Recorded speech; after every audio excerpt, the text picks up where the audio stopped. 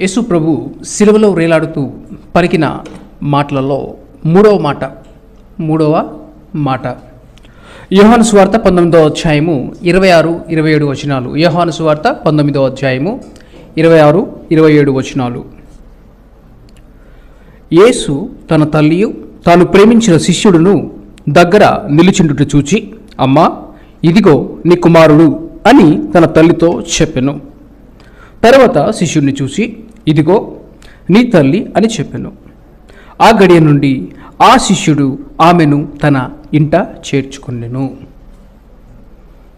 ఇక్కడ మనం చూస్తాము, తల్లి, శిష్యుడు, యేసు ప్రభువును జన్మించిన తల్లి. సహజంగా ఈ లోకంలో ఎలా ఉంటుందంటే, యేసు ప్రభువును నమ్ముకున్నారు కాబట్టి వీరు ఎవరిని పట్టించుకోరు, తల్లిదండ్రులను పట్టించుకోరు, బంధుమిత్రులను పట్టించుకోరు. ఎందుకంటే యేసు ప్రభు ఈ లోకానికి ఎందుకు వచ్చారు?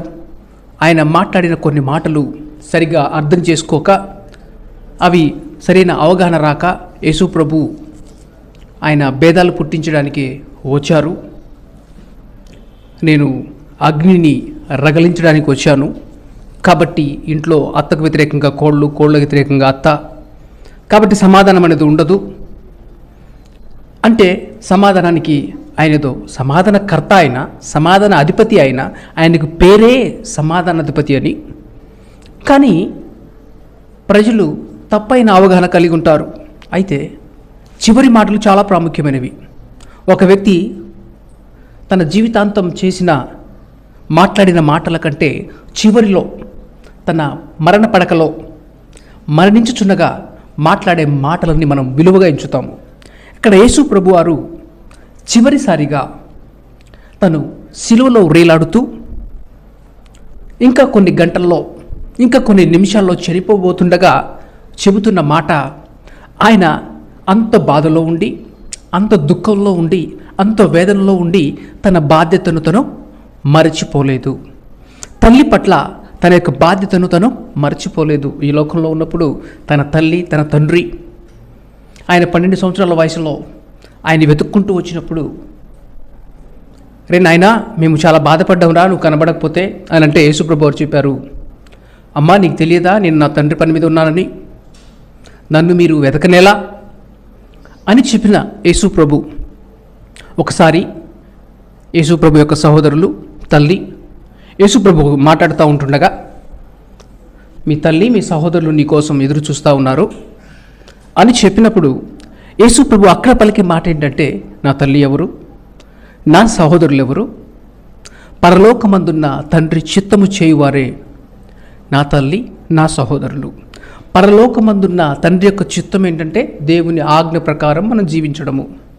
పరలోకమందున్న తండ్రి చిత్తం ఏంటంటే దేవుని యొక్క కట్టడల ప్రకారం మనం జీవించడము.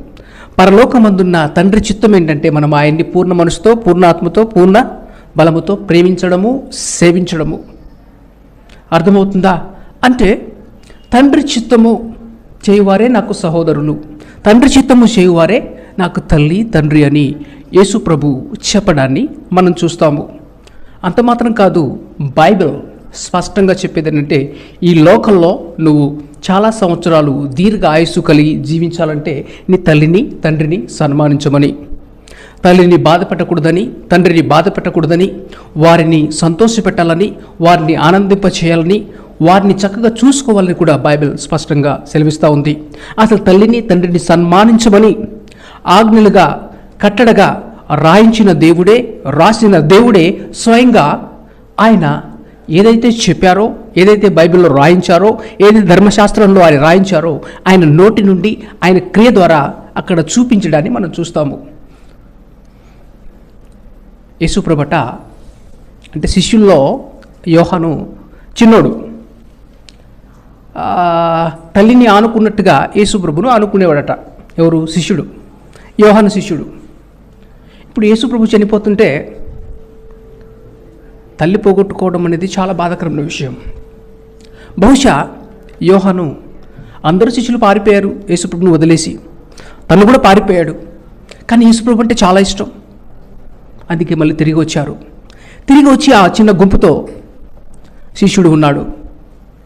అయితే ఆ తల్లి లేని లోటును, ఆ తల్లి లేని నిజమైన స్నేహితుడు ఏం చేస్తాడంట? విడవక ప్రేమిస్తాడు. అంటే యోహాను నిజంగా యేసుప్రభును ప్రేమిస్తున్నాడు అనడానికి రుజువు ఏంటంటే విడవక అక్కడ ఉన్నాడు అంతే, ఆ చిన్న గుంపుతో శిలువ దగ్గర. అయితే అతని లోటును కూడా యేసుప్రభు తీర్చాడు. ఆ శిష్యుని యొక్క లోటును, తనకు తల్లి లేమిని అనుగ్రహించాడు. అయితే తల్లికి కుమారుడు అవసరము. అయితే శిష్యుడిని చూపించి, అమ్మా ఇదిగో నీ కుమారుడు అంటే యేసుప్రభుకు సహోదరులు లేరా? ఉన్నారు. వారు ఇంకా యేసుప్రభుని నమ్మలేదు. ఏమని నమ్మలేదు? యేసుప్రభు ప్రభు అని, యేసుప్రభు రక్షకుడని, యేసుప్రభువే నిజమైన దేవుడని వారు నమ్మలేదు. తర్వాత నమ్మారు. తర్వాత నమ్మి యేసుప్రభు మా అన్నాన్ని చెప్పడానికి కూడా భయపడి మేము యేసుప్రభు దాసులమని చెప్పుకున్నారు. అంటే వారి నేత్రములు తెరవబడలేదు, వారు ఆ గ్రహింపులోనికి రాలేదు. అయితే యేసుప్రభు వారు ఆయన తల్లి గర్భంలో దేవుని దగ్గర నుంచి యేసుప్రభు జన్మిస్తారనే మాట వచ్చిన వెంటనే నా ప్రాణము ప్రభువునందు ఆనందిస్తుంది, నా ప్రాణము నా రక్షకుడైన దేవుని యందు సంతోషిస్తుందని పాట పాడింది. అంటే యేసుప్రభు తన గర్భంలో రూపించబడక మునిపే పరిశుద్ధాత్మ ద్వారా మరియ గర్భంలో యేసుప్రభు వారు రాకముందే యేసుప్రభు వారు గూర్చి మరియ ఆయన రక్షకుడని, ఆయన దేవుడని, ఎందుకంటే మరియ కూడా ఆయన దేవుడు. మరియను మనం పూజించడం కాదు, మరియ కూడా యేసుప్రభు రక్షకుడు. అయితే ఆ రక్షకుడు విడిచిపెట్టే రక్షకుడు కాదు, విడనాడే రక్షకుడు కాదు, విడవను ఎడబాయను. అయితే తన యొక్క క్లిష్ట, కష్ట, దుఃఖ, శ్రమ సమయంలో కూడా తన బాధ్యతను, దేవుని యొక్క కట్టడను ఆయన మర్చిపోలేదు. మర్చిపోని యేసుప్రభు ఈ యొక్క మాదిరిని సమాజానికి యేసుప్రభు నేర్పించే ఈ పాఠము సమాజానికి, సర్వమానవాళికి మనము కూడా మన యొక్క బాధ్యతను మర్చిపోకూడదని. అయితే ఈ యొక్క బాధ్యత తన సహోదరులకు చెప్పొచ్చు, కానీ యేసుప్రభు శరీర సంబంధమైన బాంధవ్యము కంటే ఆత్మ సంబంధమైన బాంధవ్యానికి ఎక్కువ ప్రాధాన్యత ఇచ్చినట్టుగా మనం చూస్తాము. శరీర సంబంధం అంటే ఈ కొంతకాలం మట్టుకే, ఆత్మ సంబంధం అంటే యుగ యుగాలు, తరతరాలు, శాశ్వతం. అందుకనే తర్వాత తన సహోదరులు కూడా దేవుణ్ణి నమ్ముకున్నారు, వారు కూడా దానికి పాత్రులయ్యారు. అందుకని యేసుప్రభుని నమ్ముకున్న వారు ఈ లోకంలో అన్యులైన తల్లిదండ్రులు ప్రేమించరని కాదు, అన్యులైన బంధుమిత్రులను ప్రేమించరని కాదు, అన్యులైన సహోదరులను ప్రేమించరని కాదు. వారికి తెలుసు ఏది డైమండు, ఏది బంగారము, లేకపోతే ఏది పోతపోయబడినది. విలువనేది మనకు తెలిసినప్పుడు విలువలేని దాన్ని నుండి దూరంగా ఉండడానికి ఇష్టపడతాం. ఒకప్పుడు విలువ తెలియక, ఒకప్పుడు మనం ఎవరమో, మనం సేవించే దేవుడు ఎవరో తెలియకుండా ఉంటాము. కానీ మనం సేవించే దేవుడు ఆయన ఎవరు, ఏమై ఉన్నారో గ్రహించిన తర్వాత మనం ఏం ఆశిస్తాం? ఏదైనా మన బిడ్డలకి ఇవ్వాలన్నా, ఏదైనా మనం ప్రేమించే వారికి ఇవ్వాలంటే విలువని ఇవ్వడానికి ఇష్టపడతాం. కాబట్టి ఆత్మీయత ఈ లోకంలో మాత్రం కాదు, రాబో లోకంలోనూ. అందుకని తండ్రి చిత్తం చేయవారు నిరంతరం ఉంటారు. ఎందుకంటే దేవుణ్ణి నమ్మిన ఒక దేవుని బిడ్డ, నా సహోదరులు, నా తల్లిదండ్రులు, అన్యులు, ఒకవేళ ఈ లోకంలో ఉన్నవారు, ఈ లోకంలో దేవుడు అంటే తెలియని వారు కూడా నిత్యము ఉండాలి, వారు కూడా నిత్య జీవంలోకి రావాలి, వారు కూడా పరమునకు చేరాలి. వారికి కూడా నిజమైన దేవుడు ఎవరో, వారి సృష్టికర్త ఎవరో, వారిని ప్రేమించే దేవుడు ఎవరో, వారిని విడనాడే దేవుడు ఎవరో, వారికి శాంతిని, సమాధానం ఇచ్చే దేవుడు తెలుసుకోవాలని ఆశపడతారు. అందుకనే శరీరానుసారం కంటే ఆత్మానుసారానికి ఎక్కువ ప్రాధాన్యత ఇస్తారు. యేసుప్రభు అందుకనే తన సొంత సహోదరులకు కాకుండా తండ్రి చిత్తము చేసే, దేవుణ్ణి ప్రేమించువారు ఆయన చిత్తం చేసేవారు, తను ప్రేమించే శిష్యునికి బాధ్యతను అప్పగించారు. మనము దేవుణ్ణి ప్రేమించినప్పుడు మన బాధ్యత చూసుకోవడానికి దేవుడు ఎవరో ఒక యోహాను లాంటి ప్రేమించే వ్యక్తులను మన కోసం ఉంచుతాడు. కానీ మనం ఆయన చిత్తం చేయడానికి ఇష్టపడినట్లయితే అటువంటి కృప, ఆ తల్లికి అనుగ్రహించిన కృప, తల్లి అయినా నువ్వు అనుకోవచ్చు నాకెవరున్నారంటే చూసుకోవడానికి చివరి దినాల్లో. ఎస్, నువ్వు దేవుణ్ణి ప్రేమిస్తే, దేవుని చిత్తం చేస్తే నీ కొరకు ఖచ్చితంగా దేవుడు అలాంటి ప్రేమించే, కాపాడే, రక్షించే, ఇంట చేర్చుకునే వారిని దేవుడు నీ కొరకు ఉంచుతారు. అయితే చేయాల్సిన పని ఏంటంటే తన సొంత సహోదరుల పక్షాన నిలబడలేదు తల్లి. తల్లికి తెలుసు శరీరానుసారమైన బాంధవ్యానికి ఎక్కువ ప్రాధాన్యత ఇవ్వాలా, లేక ఆత్మ సంబంధమైన బాంధవ్యానికి ఎక్కువ ప్రాధాన్యత ఇవ్వాలా. తల్లి అయిన మరియ కూడా ఆ స్టెప్ తీసుకుంది ఆయన కొరకు నిలబడడానికి.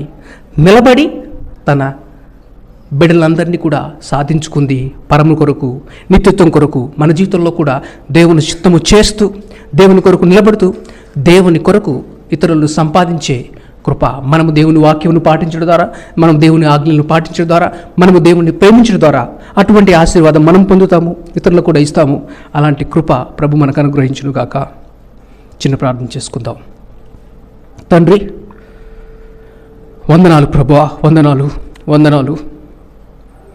ఎంత గొప్ప మాదిరి మా ముందు మీరు ఉంచారు ప్రభువా, నీకు వందనాలు. నేనే బాధలో ఉన్నానండి, నేనే కష్టంలో ఉన్నానండి, నేనే పేదవాడిని, నిన్ను ఎలా చూసుకుంటాను అని అనేక సార్లు వేరే వేరే వాళ్ళ మీద మా యొక్క భారాన్ని మోపడానికి చూస్తాము. కానీ అలాంటి పరిస్థితిలో కూడా మీ బాధ్యతను మీరు మర్చిపోలేదు. మీ స్వభావమును, మీ గుణమును, మీ లక్షణమును మేము కలిగి ఉండాలని, నీ బిడ్డలముగా నీ వలే ఉండాలని ఆశపడుచుండగా అటువంటి కృప మాకు అనుగ్రహించి మేమును మా తల్లిదండ్రులను నాయన సన్మానించినట్లు వారి బాగోగులు చూసుకునే బిడ్డలుగా మమ్మల్ని చేయమని, ఇక్కడ ఎందరైతే నీ మాటను అంగీకరించడానికి, విశ్వసించడానికి, పాటించడానికి ఇష్టపడుతున్నారో వారికి కూడా ఈ కృపను దయచేయమని, ఈ మాటలు మా హృదయంలో రాయమని మీరు మా మధ్యలో ఉన్నందుకు నీకు వందనాలు చెల్లించుకుంటూ యేసు నామమున ప్రార్థించి వేడుకొనుచున్నాము తండ్రి. ఆమేన్.